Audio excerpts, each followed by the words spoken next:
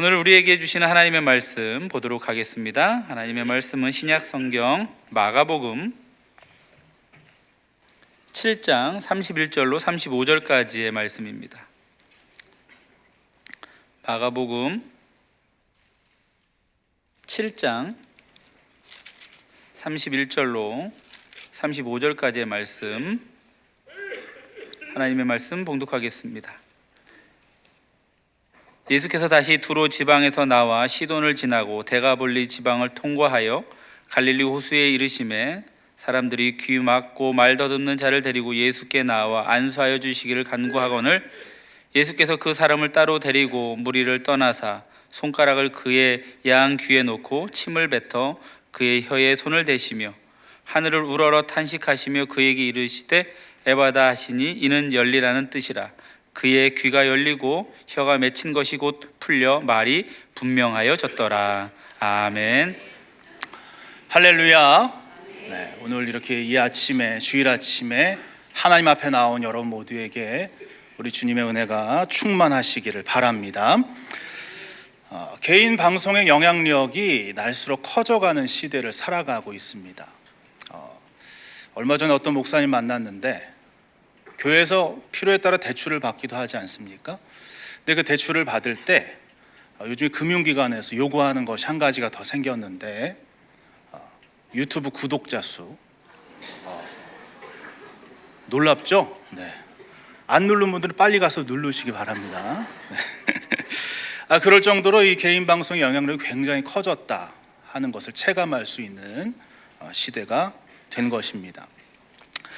전문가들은 매스미디어 시대에서 1인 미디어 시대로 흐름이 바뀌고 있다라고 진단을 함과 동시에 또한 1인 미디어의 부작용들을 이야기하기도 합니다만 목사님 저로서는 굉장히 좋은 점이 많이 있었습니다.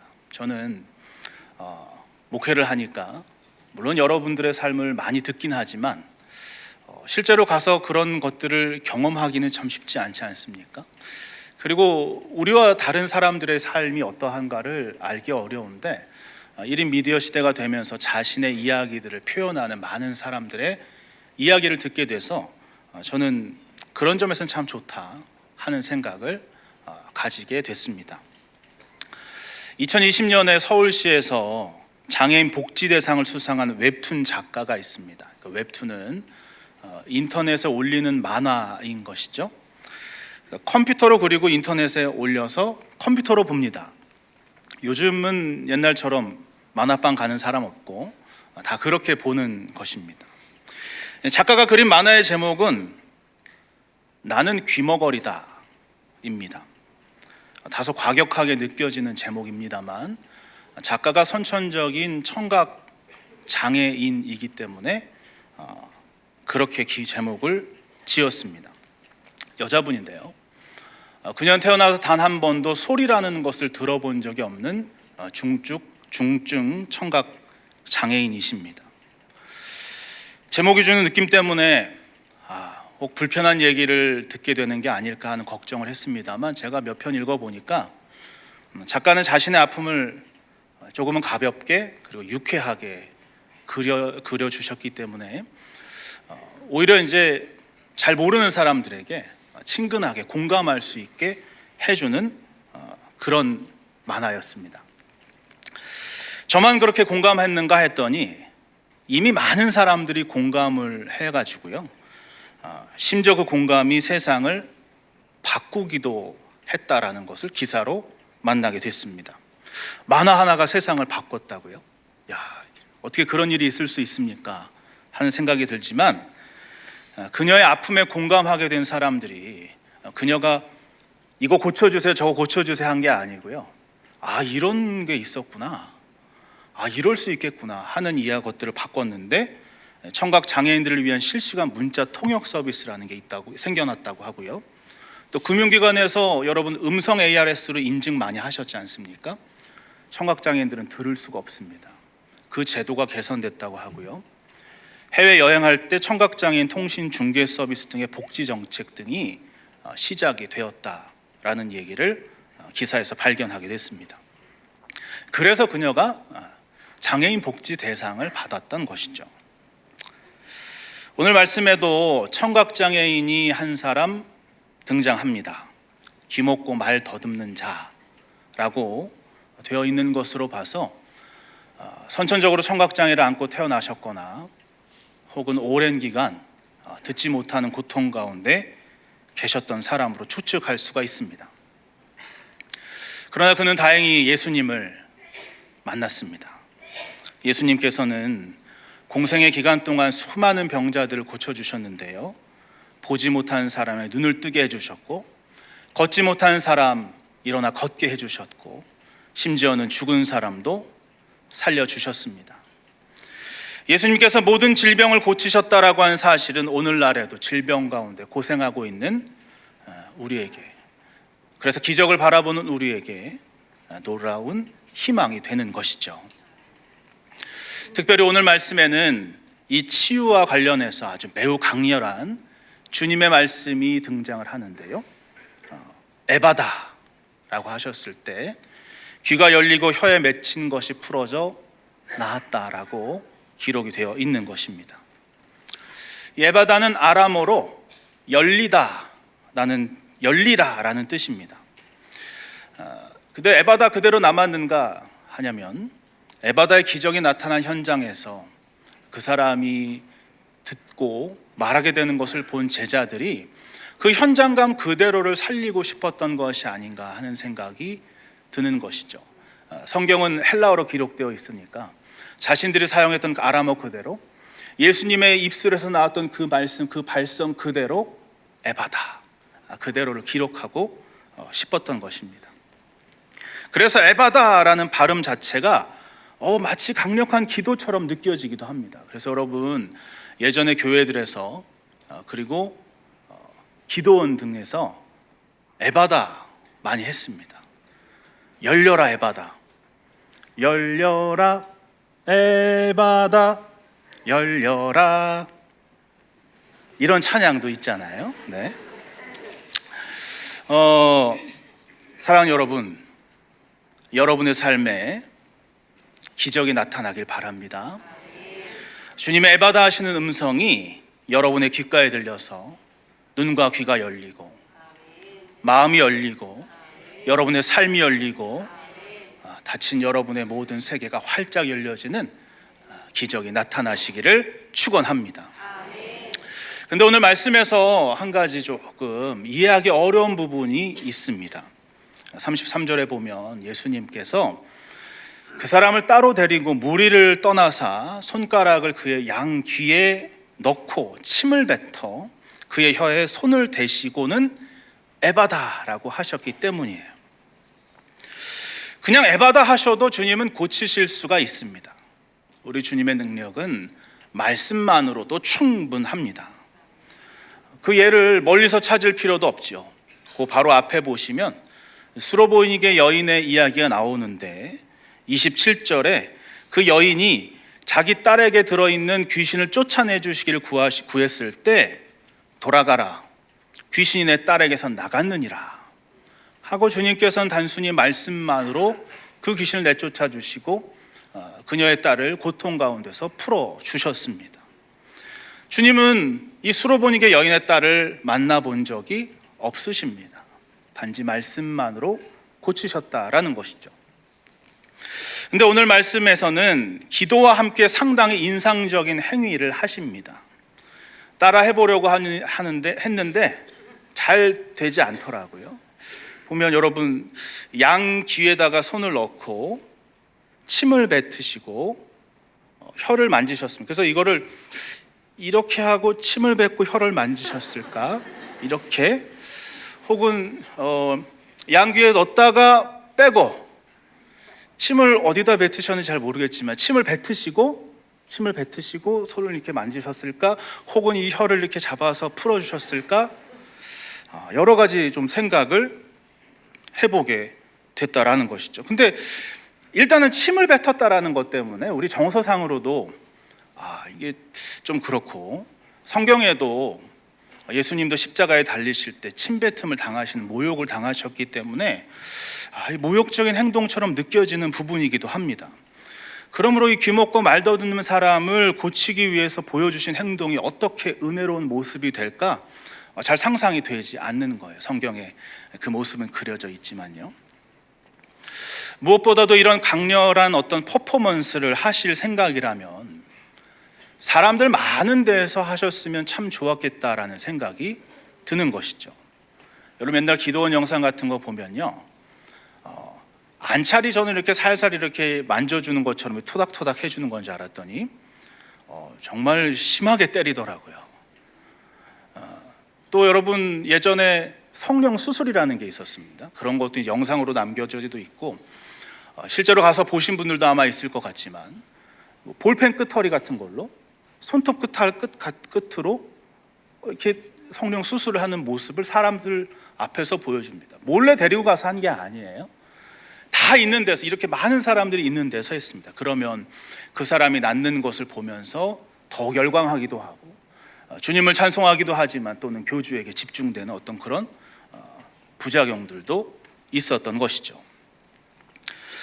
혹자는 예수님께서 소문나는 것을 막기 위해 그렇게 하셨습니다라고 설명하기도 합니다. 근데 그렇다면 굳이 퍼포먼스를 하실 필요가 없잖아요. 말씀만으로 고치실 수 있는데요. 아무도 보지 않는 데서 몰래 고치시는데 손가락을 귀에 넣고 침을 뱉어서 혀에 손을 대는 행위가 왜 필요할까요? 만약 이렇게 기도하는 것이 어떤 치유의 능력을 나타내는 기도의 방법이라면 저도 배워야 되지 않나 이런 생각이 좀 들었습니다. 그러니까 저도 누가 기도 부탁을 하시면 목사님 귀가 아파요, 어질어질해, 어지럼증이 나요. 귀하고 관련돼서 어지럼증 많이 나니까요. 그러면 저도 그럼 권사님 잠깐 실례 좀 하겠습니다. 이렇게 딱 손 대고, 목사님 코가 아파요, 코가 막혔어요, 잠깐 실례하겠습니다 하고,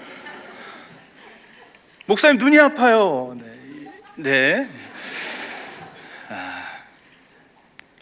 기도 받는 사람이나 기도하는 사람이나 좀 난감한 상황도 있겠구나 하는 그런 막 생각들을 하면서 도대체 왜 그러셨을까 하는 생각을 해보게 됐습니다.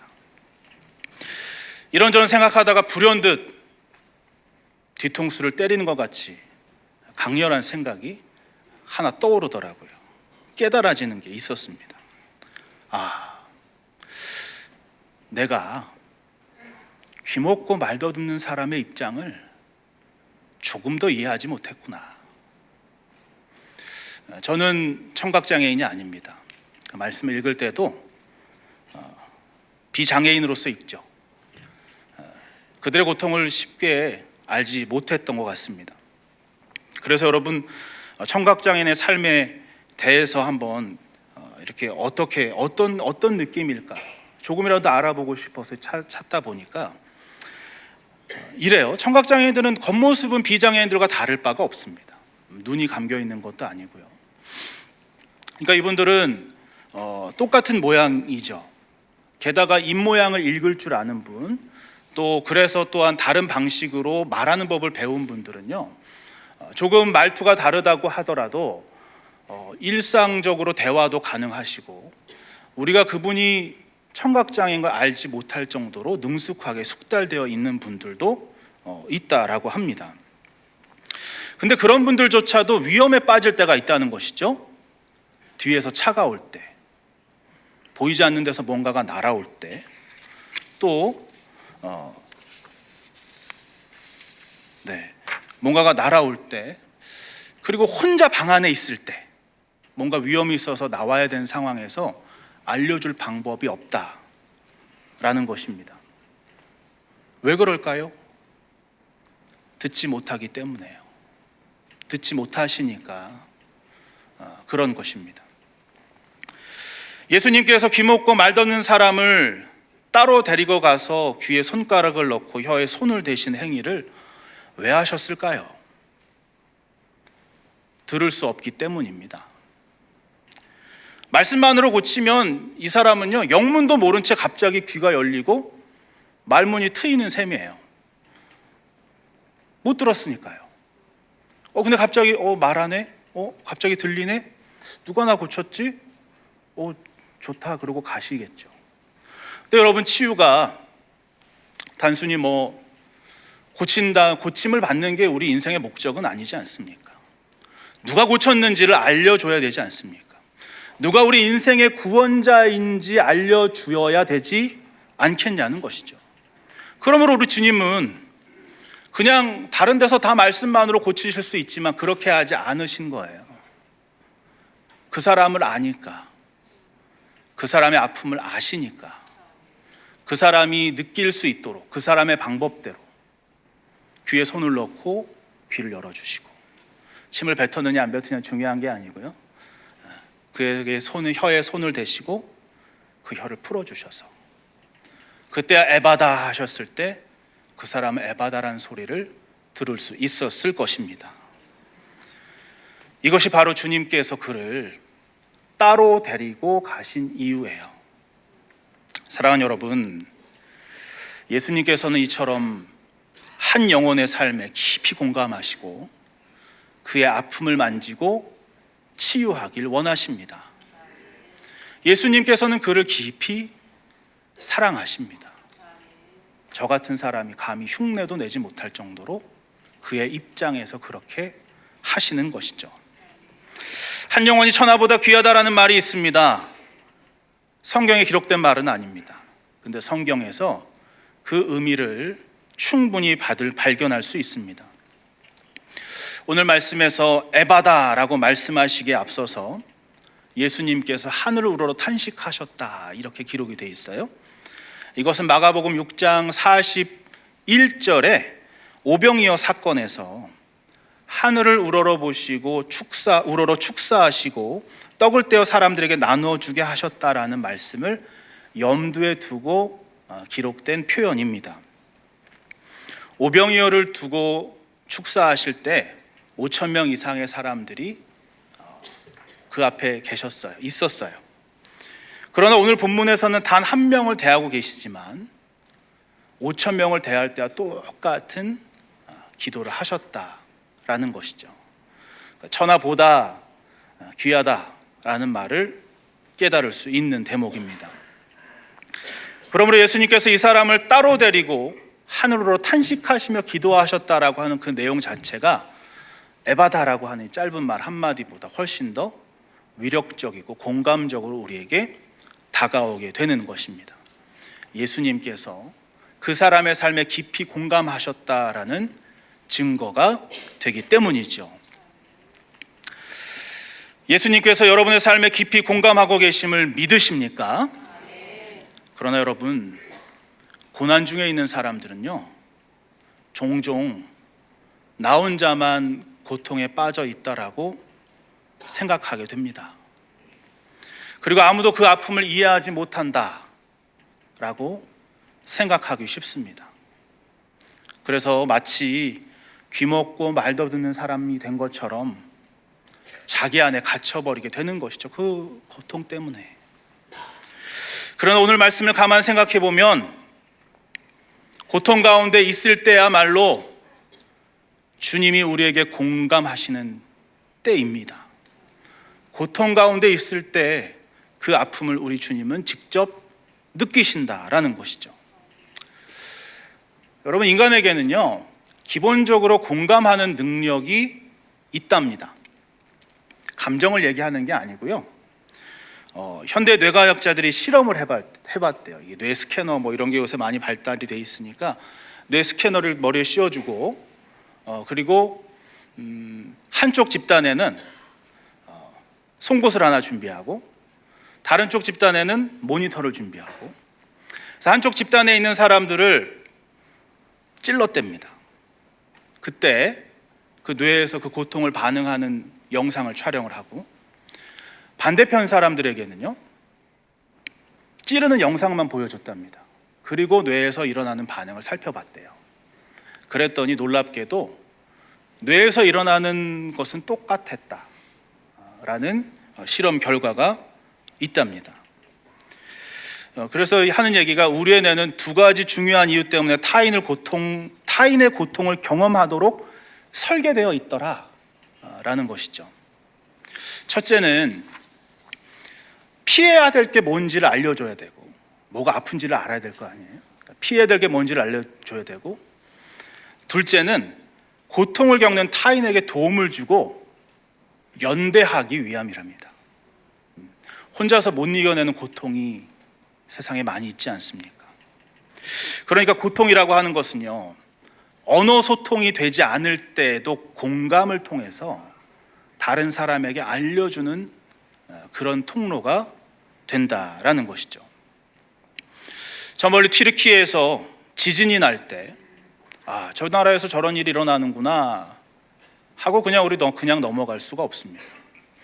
우크라이나에서 전쟁 날 때, 전쟁이 나는구나 하고 그냥 아무 감정 없이 지나가지지 않는다라는 것입니다. 말은 통하지 않는 사람들이라고 할지라도 공감하게 되는 것이죠. 예수님은 인간이 되셔서 인간의 연약함을 입으셨습니다. 그는 실로 우리의 질고를 지고 우리의 슬픔을 당하셨습니다. 우리만 고통당한 것이 아니고 예수님이 맞고 예수님의 살이 찢겨지고 예수님이 십자가에 못 박히신 것입니다. 그러므로 히브리서는 고백하기를 우리에게 있는 대제사장은 우리의 연약함을 동정하지 못하실 리가 아니요 모든 일에 우리와 똑같이 시험을 받으신 이지만 죄는 없으시다 라고 기록하고 있는 것이죠. 예수님은 저 멀리 하늘 위에서 고통당하는 우리를 지켜보면서 아이고 힘들겠다 하고 관망하고 있는 분이 아닙니다. 이 땅에 내려오셔서 직접 고난을 당하시고 우리가 고난당할 때 그게 얼마나 아픈 건지도 알고 계시고 그래서 우리와 깊이 공감하시고자 이 땅에 오신 하나님이시다라는 것이죠. 탈무드에 나오는 얘기입니다. 랍비 요시아 벤 레비라는 사람이 있었는데 이 사람이 예언자 엘리야를 만나게 됐답니다. 그는 엘리야에게 물었습니다. 메시아가 언제 오실까요? 성문에 앉아 계시니 직접 물어보시죠. 어떻게 메시아인지를 알 수 있습니까? 제가 알려드릴게요. 그분은 온몸이 상처 투성이인 가난한 사람들 가운데 앉아 계시는데 사람들은 상처가 나면 상처 난 데마다 다 한꺼번에 싸서 상처를 고치지만 그분은 자신의 그 많은 상처들을 하나씩 천천히 고치고 계실 겁니다. 그리고는 말하기를 아마 내가 필요하게 될 거야. 그때 잠시도 지체하지 않기 위해 나는 항상 준비하고 있어야만 해 하고 혼자 말을 계속 하고 있을 거라는 거예요. 여러분 무슨 말씀인지 아십니까? 내가 고통당한 채로 있어야 다른 사람의 고통에 빨리 공감할 수 있기 때문에 메시아는 자신의 고통을 천천히 치료하고 있다라는 거죠. 다른 사람 한 번에 싸매는데 메시아는 하나씩 부위마다 그래서 시간을 길게 가져서 누군가 또 다쳤을 때 누군가 또 아파서 찾아왔을 때 나도 아픈 거 그 사람의 아픔을 빨리 알려고 부활하신 예수님께서 도마에게 말씀하셨습니다. 내 손가락을 이리 내밀어 내 손을 보고 내 손을 내밀어 내 옆구리에 넣어보라. 마치 부활하신 예수님의 몸에 여전히 옆구리에 창상이 있고 손과 발에 못자국이 있는 것과 같은 말씀입니다. 그래도 되나 한 생각이 들죠. 왜 예수님께서 아직도 십자가 부활하셨는데 손에 못자국과 발에 못자국이 있으면 어떡하지? 라는 생각에서 저는 굉장히 놀랐습니다. 여러분 안 놀라십니까? 여러분 만약에 우리가 죽어서 부활했을 때 상처가 그대로 있다고 한다면 어떻게 했어요? 근데 여러분 이야기를 듣고 오늘 말씀을 생각해 보면서 저는 하나 깨닫게 됐습니다. 왜 부활하신 예수님이 상처 입은 채로 부활하셨는가 말이죠. 우리의 고통에 공감하기 위해서 예수님은 여전히 상처 입은 채로 부활하여 우리에게 나타나신 것입니다. 사랑하는 여러분, 예수님께서 여러분의 고통에 깊이 공감하심을 믿으시기 바랍니다. 여러분 고통당할 때 절대 혼자가 아닙니다. 고통당할 때 그 고통이 공감이라고 하는 통로를 열어서 가장 먼저 예수님께 전달되고 그리고 사랑하는 교우들에게도 전달이 되는 것입니다. 예수님의 손과 발에 여전히 못자국이 있고 예수님의 허리에 창상이 있습니다. 우리의 고통을 느끼기 위해서, 우리의 고통에 민감하시기 위해서 여전히 고난 가운데 계신 우리 주님을 상상해 보실 수 있어야 됩니다.